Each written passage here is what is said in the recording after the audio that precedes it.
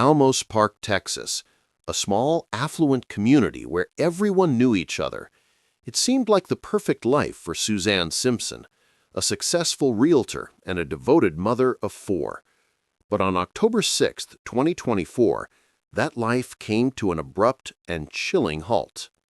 Suzanne Simpson was the kind of woman who made life look easy. With a smile that could light up a room, a heart of gold, and a resume to match, Suzanne seemed to have it all. She was a luxury realtor with years of experience in one of Texas's most competitive markets. A mother of 4, she juggled her career with raising children from the age of 5 to 20, seamlessly blending family and success. Suzanne's energy was contagious. She had completed 22 marathons, with the prestigious Boston Marathon on her list of qualifications. Suzanne was more than just a mother and a professional. She was the heart of her community in Olmos Park, Texas. Her colleagues at Nick's Realty Company couldn't praise her enough. Suzanne knew the San Antonio property market inside and out. She had an unparalleled ability to anticipate market shifts and knew exactly what her clients needed. If a client called from Europe in the middle of the night, Suzanne didn't hesitate to pick up the phone. She was committed to her work, ensuring that her clients' needs were always met, no matter the hour. Her friends often described her as someone who always saw the glass as half full, no matter the situation. She had a reputation for being genuine, open, and approachable, someone who made everyone feel at ease. Suzanne never pretended to be anything other than herself. She was a loving and devoted mother, a hardworking professional, and a cherished friend. But Suzanne's perfect life was about to be shattered. On October 6, 2024, Suzanne attended a party at the Argyle, an exclusive private members club in Alamo Heights. She was accompanied by her husband, Brad, and their youngest daughter. The evening began like any other, pleasant, full of conversation and laughter. But things quickly took a turn for the worst. Witnesses reported a verbal altercation between Suzanne and Brad that became disruptive and uncomfortable. According to their daughter, the fight escalated to a disturbing point. Suzanne was pushed against a wall, hit in the face, and her elbow was injured. It was an alarming outburst, witnessed by multiple people at the event. This wasn't the first sign that something was wrong. Behind closed doors, Suzanne had been hiding signs of abuse for months. Suzanne had confided in her banker months earlier, revealing that Brad had been physically abusive. She shared that Brad had a habit of confiscating her phone and controlling her movements. Suzanne told the banker that if anything ever happened to her, she should be found near a lake. It was a chilling admission, one that suggested Suzanne knew the danger she was in but didn't have the means to escape. The couple left the party soon after the altercation, with Suzanne and her daughter making their way to a nearby grocery store. Suzanne called a family friend around 9:15 p.m., saying she was on her way over to visit them. But in that same minute, something even darker was happening. Suzanne called her mother, Barbara, reporting that Brad had hurt her again. She was in pain, feeling it in her back, neck, and arm. In the very same minute, Suzanne's mobile phone service was cut. Brad, using their AT&T account, suspended her phone service. It was a move that would prove to be critical in the investigation. Suzanne's last known location was at a friend's house in Alamo Heights at 9:25 p.m. Surveillance footage showed Suzanne arriving there, but it would be the last time anyone would see her. The following morning, on October 7, 2024, Suzanne was reported missing by friends and family. Brad, despite the obvious signs of an escalating situation, had not reported her disappearance. He went about his day as if nothing had happened. It wasn't until a friend expressed concern that Brad finally called the Olmos Park police. He told them he hadn't seen Suzanne since the previous evening and that she had lost her phone at the grocery store. But this claim would soon unravel. The evidence didn't match Brad's story. Suzanne's phone had last been active at 10:22 p.m. in the Simpson residence, not at the grocery store. Surveillance footage contradicted Brad's claim, revealing that Suzanne's phone had been in the house when Brad himself had suspended the service. Yet Brad failed to report his wife's disappearance for nearly 24 hours, and when he did, his story didn't add up. This would be the beginning of a twisted journey that would leave investigators searching for answers and a community left wondering how someone so seemingly perfect could disappear without a trace. As the investigation began to unravel, Brad's suspicious behavior grew even more apparent. Surveillance footage, witness statements, and phone records would soon paint a picture of a man desperate to cover his tracks. But the most chilling part of the story was yet to come. Don't forget to like this video and subscribe to our channel for more chilling true crime cases. Leave a comment below with your thoughts on Suzanne's life and her sudden disappearance. What do you think really happened that night? Stay tuned, as the case takes a darker turn in the next section. The moment Suzanne went missing, a series of strange actions began, actions that suggested someone was trying to cover up a terrible crime. What did Brad do the next morning, and could it point to the unthinkable? Behind the closed doors of a seemingly perfect home, Suzanne was living a nightmare. Abused and controlled, her relationship with Brad hid dark secrets that no one suspected. Suzanne Simpson was the picture of strength on the outside, but behind the polished facade, her marriage was unraveling. To those around her, Brad Simpson, her husband of 22 years, was a charming, charismatic man, a successful businessman with a strong presence. He was tall, confident, and seemingly always in control. But there was a darker side to Brad that only Suzanne knew. Despite the public image of a happy couple, Suzanne was hiding a reality that no one suspected. In the months leading up to her disappearance, Suzanne began to confide in a few close friends and colleagues. She spoke to her banker, Gabriella Speicher, about the controlling and abusive behavior Brad exhibited. Suzanne's vulnerability was apparent. She revealed how Brad had been physically abusive, describing incidents where he had hurt her and took her phone away, further isolating her from others. Brad's controlling nature was not just limited to physical violence. He would track Suzanne's every move, checking her phone location and keeping her on a tight leash. Suzanne was aware of the tracking, but seemed trapped. As much as she tried to maintain her independence, her life with Brad was suffocating. She felt the walls closing in, yet couldn't escape. The emotional and psychological abuse was just as debilitating. Suzanne's banker would later reveal that Suzanne had expressed fear for her safety. In a chilling moment, Suzanne told Gabriella that if anything ever happens to her, they should look for her body near a lake. It was an ominous statement, one that seemed like a premonition of the horrors to come. She knew that her husband's rage could have the potential to escalate, and deep down, she feared for her life. It wasn't just the banker who knew it. Suzanne had confided in her mother, Barbara Clark, about at least one incident of physical abuse. Barbara was shocked, unable to believe that her daughter's marriage was not what it appeared to be. She loved Brad and had always seen him as a devoted husband, yet the signs were undeniable. Suzanne's fears had grown over time, and she even developed a plan to escape. Suzanne planned to move in with her mother, taking the youngest child with her to start fresh. But just days before this plan was to come to fruition, Suzanne vanished. Brad's history also revealed troubling patterns. In the years leading up to Suzanne's disappearance, Brad faced significant financial difficulties. He had been involved in several failed business ventures, with many of his companies going under. He owed thousands in unpaid debts, including a notable lawsuit from American Express. His financial troubles weighed heavily on him, creating stress and resentment in his life. Some of Suzanne's friends even described Brad as being extremely jealous, a trait that was not hidden from their social circle. Despite these red flags, no one knew the extent of Brad's abusive behavior. Suzanne's colleagues and friends had no idea what was going on behind closed doors. In public, Brad was charming, confident, and well-liked. In private, he was a different person, controlling, violent, and relentless. Suzanne's dedication to her family and work kept her going, but it also meant that she was able to keep the abuse hidden for a long time. Her life had become an act of survival, one that tragically would not last. Then, on October 6, 2024, Suzanne attended a party at the Argyle, an exclusive private members club in Alamo Heights. It was supposed to be a pleasant evening, a chance to unwind and socialize. Suzanne, Brad, and their 5-year-old daughter arrived together, but what began as a simple evening soon descended into chaos. Multiple witnesses observed a verbal argument between Suzanne and Brad that quickly became disruptive. Their daughter later told investigators that Brad had pushed Suzanne against the wall at the party, hitting her in the face.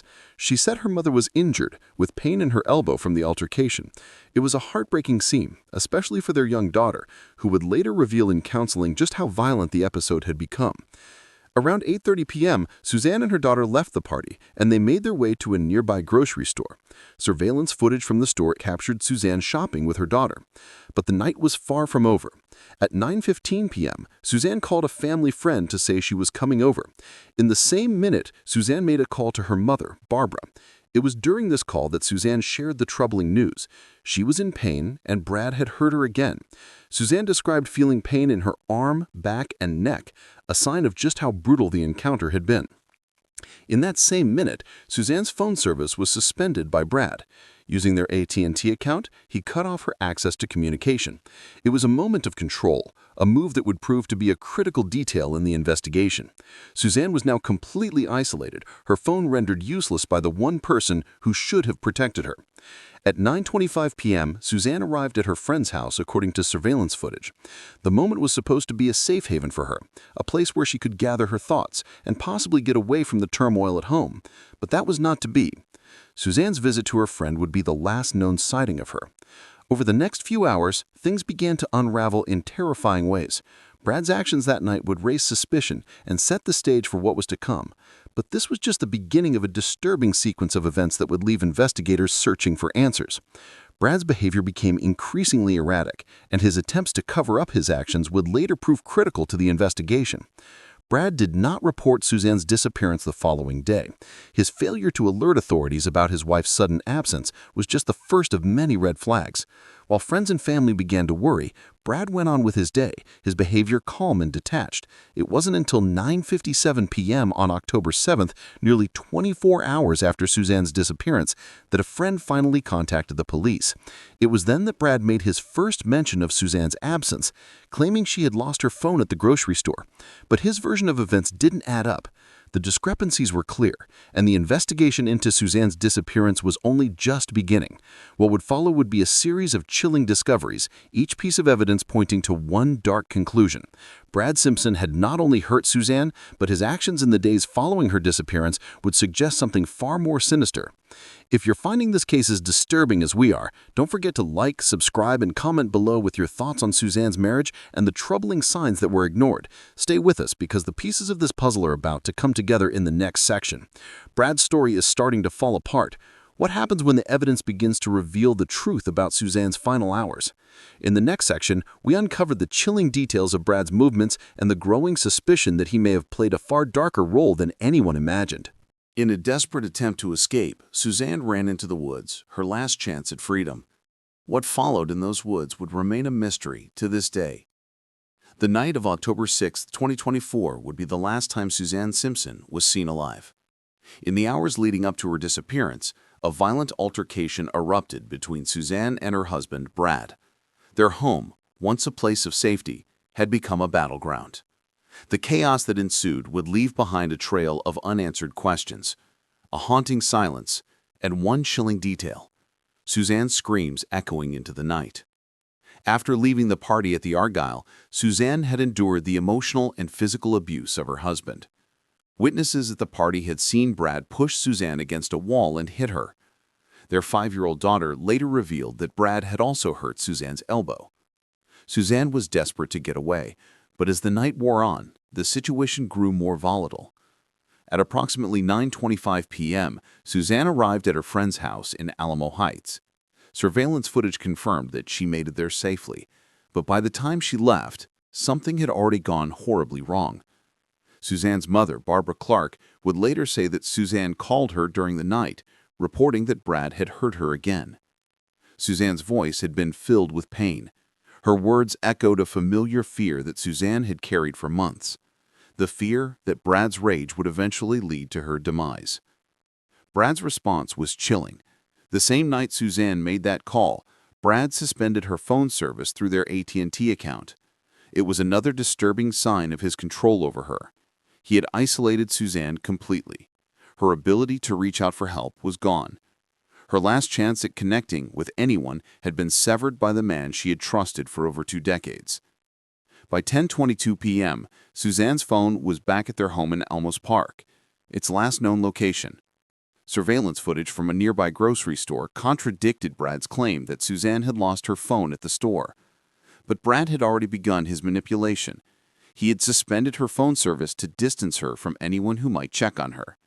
At this point, Suzanne had become fully isolated, both physically and emotionally. But the true horror began later that night, when Brad's actions grew more erratic and increasingly violent.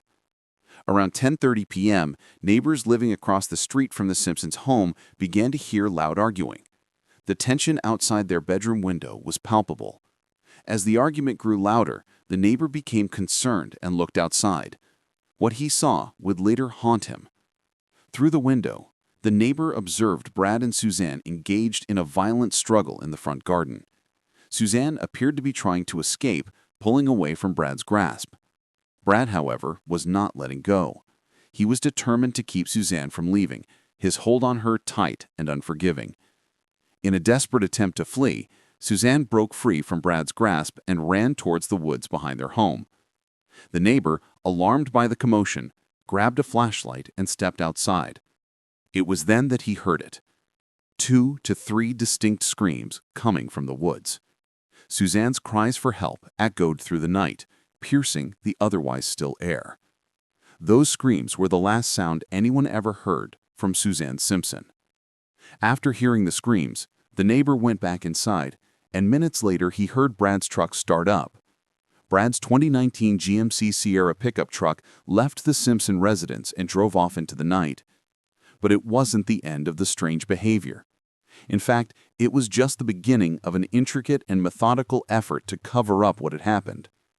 Brad's truck returned around midnight, but what was inside it and the actions he took next would raise alarm bells with investigators.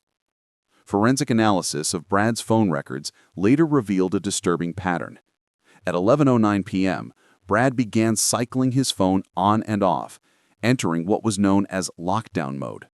This behavior was unusual and often associated with individuals trying to avoid detection. For hours, Brad would continue this strange cycling of his phone, preventing it from being traced. But this was not the only strange activity that would raise suspicion. At 12:33 a.m., surveillance footage from a local convenience store showed Brad's truck with an ice chest in the back, an ice chest that would later become a critical piece of evidence in the investigation. By the time the morning of October 7th arrived, Suzanne Simpson had disappeared without a trace. But Brad's movements during the night were far from over. At 7:15 a.m., Suzanne's phone showed its final activity. Its last known coordinates placed it in a business parking lot in Olmos Park. The phone was never recovered after that. Suzanne was now unreachable. Her phone disconnected, her voice silenced. The screams heard earlier in the night were the last time anyone would hear her. But Brad didn't stop there. At 7:53 a.m., surveillance footage from a local school captured Brad dropping off their daughter. His truck, now carrying only the ice chest and the heavy-duty trash bin, seemed oddly empty of the bags and tarp that had been seen the night before. Brad's behavior was becoming more erratic, and the evidence was stacking up against him. By 9:12 a.m., Brad was spotted at a drive-thru in Kendall County. The truck was now missing the blue tarp, and the metal firewood rack that had been seen in the bed of the truck earlier was no longer present. What remained were the ice chest and trash bin. Brad had stopped at a local Home Depot earlier that morning, purchasing 2 bags of cement, heavy-duty trash bags, and other items, all paid for in cash. His actions were becoming increasingly suspicious. The investigation was gaining momentum, and the more Brad tried to cover his tracks, the clearer it became that he had something to hide. By 1:43 p.m., Brad's truck was captured by a number plate reader, indicating he had returned to Bourne, Texas. The truck, now without the tarp or firewood rack, seemed to be on the move. But Brad's erratic behavior was only becoming more apparent. At 5:47 p.m., footage showed Brad picking up his daughter from school, but there was no sign of Suzanne.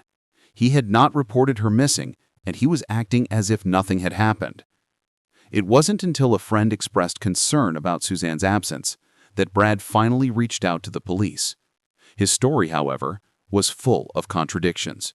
He claimed that Suzanne had lost her phone at the grocery store, but surveillance footage and phone records told a different story. Suzanne's phone had been at the Simpson residence, and Brad had suspended the service. The evidence was piling up, and Brad's lies were becoming more difficult to maintain. If you're disturbed by Brad's actions and the chilling disappearance of Suzanne, don't forget to like, subscribe, and share your thoughts on his strange behavior. What do you think really happened in those woods? Stay with us for the next section, where the investigation takes a shocking turn. Brad's story is falling apart, but what will investigators find when they dig deeper into his actions that night? The morning after Suzanne's disappearance, Brad's behavior becomes even more suspicious. He attempts to cover his tracks, but the evidence starts to mount, pointing toward a dark, calculated crime. In the hours following Suzanne Simpson's disappearance, Brad Simpson's actions grew increasingly suspicious. The very same man who should have been desperately searching for his wife, calling authorities, or notifying loved ones, was instead making calculated moves that would raise the alarm for anyone paying close attention. His every action seemed designed to cover up a terrible truth, one that would soon be revealed through a web of lies, manipulation, and damning evidence. The morning after Suzanne vanished, Brad went about his day with unsettling calm. He didn't report his wife missing.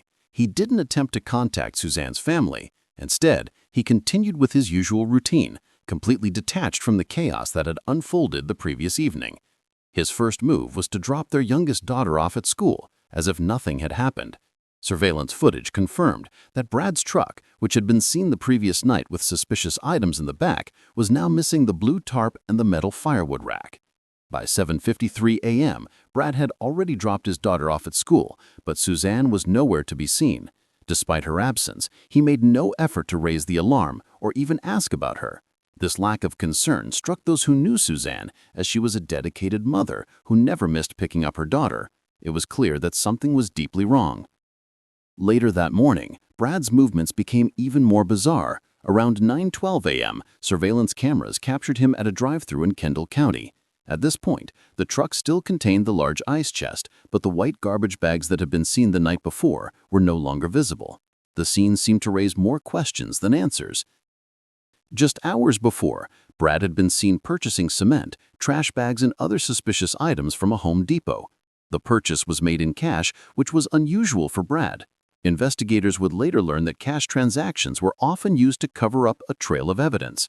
These purchases, combined with his strange behavior at the car wash later in the day, seemed to point toward a calculated effort to erase any traces of Suzanne's disappearance.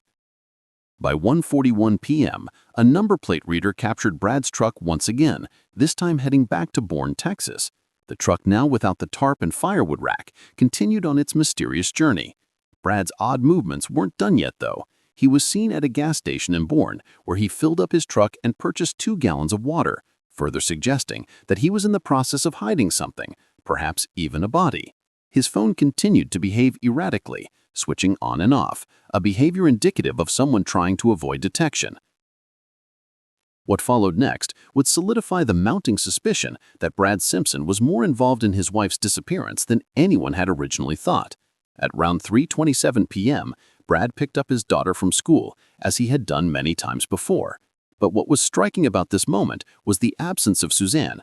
Brad didn't seem concerned in the slightest. He didn't reach out to anyone to inquire about Suzanne's whereabouts, nor did he seem to care that his wife had completely disappeared from their lives. At this point, the authorities were beginning to catch on to Brad's disturbing behavior. It had been nearly 24 hours since Suzanne had last been seen, and Brad's calm detachment was only growing more suspicious. It wasn't until 9:57 p.m. on October 7th, almost a full 24 hours later, that Brad finally called the police to report Suzanne as missing. But his story didn't align with the evidence investigators had already gathered. Brad's claim that Suzanne had lost her phone at the grocery store was quickly contradicted by phone records, which placed her phone at the Simpson residence hours after she had supposedly gone missing. Even more telling was the fact that Brad himself had suspended Suzanne's phone service. He had deliberately cut off her means of communication, an action that would prove to be a key part of the investigation. Brad's failure to report Suzanne missing immediately, combined with his suspicious actions, raised serious concerns about his role in her disappearance. But it wasn't just Brad's behavior that stood out. It was the growing pile of evidence that began to point squarely at him. Investigators were piecing together the timeline of events from October 6th, and each new discovery seemed to further implicate Brad in his wife's disappearance. Surveillance footage from the night of October 6th had already captured Brad's truck with a large ice chest in the back. The ice chest would become an important piece of evidence in the case. While it seemed like an ordinary item at first, it became clear that Brad had been attempting to hide something inside it. The ice chest, combined with the cement purchase and the heavy-duty trash bags, suggested a far more sinister scenario, one in which Brad had gone to extreme lengths to dispose of his wife's body. Investigators would later uncover a crucial detail that sealed the case against Brad. Around 9:12 a.m. on October 7th, Brad was captured on a security camera at a fast food restaurant, where his truck still contained the ice chest. As he drove away, the truck was also seen with a large, bulky object that appeared to be wrapped in blue tarpaulin. The object's size and shape immediately caught the attention of investigators, as it seemed to resemble the body of a human. By this point, the evidence was growing overwhelming. Brad's strange actions, the suspicious items in his truck, the erratic phone behavior, and his failure to report Suzanne's disappearance pointed to one conclusion: he was hiding something. Investigators were now on the hunt for answers, and they believed they were closer than ever to uncovering the truth. Brad's behavior continued to escalate as investigators dug deeper into his life. By October 8th, they discovered that Brad had reached out to a friend named James Cotter. Cotter was someone Brad had known for years, and the relationship had been built on a history of shared business ventures. But now, Brad was asking for a favor that would become the center of the investigation. He asked Cotter to meet him at his ranch in Bandera, Texas, as soon as possible. Brad claimed he didn't have much time. Cotter's response was swift. He agreed to meet Brad, but what followed next was even more troubling. At 8:31 p.m., Cotter texted Brad, telling him to get to his house. The message, though seemingly innocuous, raised eyebrows when investigators later discovered that Cotter had been involved in concealing evidence. It would soon become clear that Cotter had helped Brad hide crucial pieces of evidence connected to Suzanne's disappearance. On October 9, 2024, a search of Brad's ranch property in Bandera County led investigators to a burn site.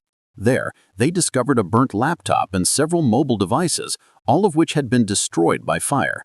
The items were consistent with Brad's attempts to erase any trace of his wife. But the most shocking discovery was yet to come. In the days that followed, investigators would find even more evidence linking Brad to his wife's disappearance. Suzanne's DNA would be discovered on a reciprocating saw that Brad had attempted to conceal.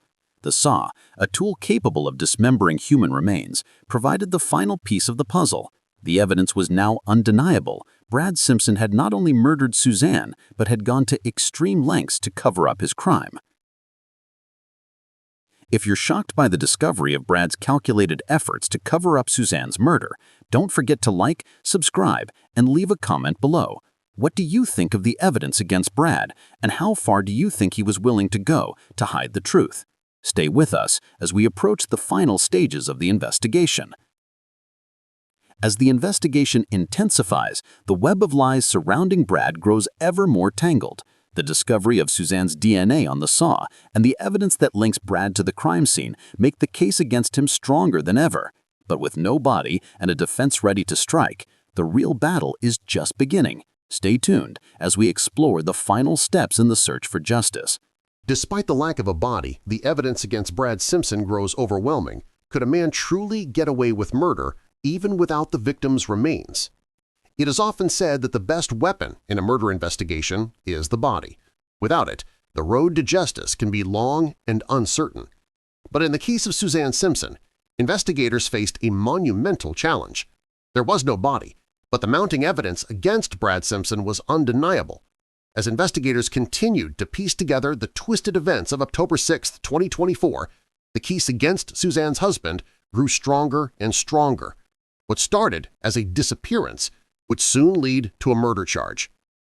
The evidence that built against Brad was not just circumstantial. It was a carefully constructed web of actions, omissions, and physical evidence that painted an undeniable picture of guilt. From his suspicious behavior the night Suzanne vanished to the damning discoveries in the following days, Brad's actions spoke volumes about his involvement in his wife's disappearance. On October 5, 2024, Suzanne Simpson had confided in her banker, Gabriella Speicher, about the increasing tension in her marriage. She had told Gabriella that Brad had been physically abusive, isolating her from her friends and family by taking her phone and controlling her every move. Suzanne also told her banker that if she ever went missing, authorities should look for her near a lake. This was an eerie premonition. Suzanne knew that she was in danger and that her life might soon be in jeopardy. It was on the night of October 6th that Suzanne's worst fears came to life. Brad's jealousy, his controlling behavior, and his abusive tendencies came to a head. The public argument at the Argyle, followed by the violent confrontation at their home, marked the beginning of the end.